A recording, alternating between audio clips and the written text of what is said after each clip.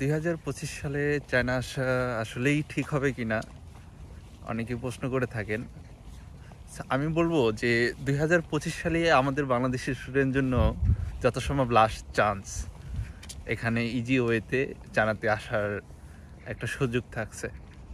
এরপরে আসলে চায়না কি করবে বা কি করতে যাচ্ছে এটা খুবই ভাবা বা বলা খুবই ডিফিকাল্ট। কারণ ডে বাই ডে চায়না আসলে কঠিন হয়ে যাচ্ছে বাংলাদেশি বা ফরেনার স্টুডেন্টের জন্য। আগে যে ভার্সিটিগুলো সুন্দর সুন্দর স্কলারশিপ দিত, এখন তারা পার্শিয়াল স্কলারশিপ করে ফেলতেছে।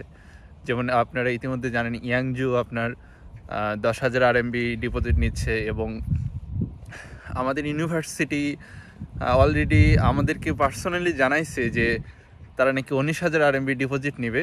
এটা এখনও ওয়েবসাইটে আপডেট করেনি, বাট আমরা যতটুকু জেনেছি লাভশিদের মাধ্যমে বা টিচারদের মাধ্যমে তারা আমাদের এতটুকুই জানিয়েছে।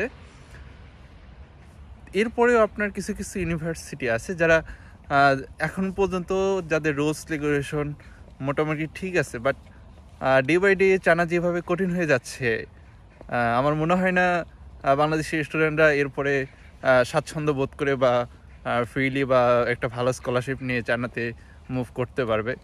সো আমি মনে করি যারা 2025 সালে আসতে যাচ্ছেন, সময় সংক্ষেপ না করে আপনারা ডুওলিঙ্গো বা আইএলস যাদের আছে বা যদি না থাকে, আপনারা ডুওলিঙ্গো শর্ট টার্মে দিয়ে ফেলুন এবং একটা ভার্সিটিতে আবেদন করে ফেলুন এবং একটা ভালো একটা স্কলারশিপের মাধ্যমে চায়নাতে চলে আসুন ইনশাআল্লাহ।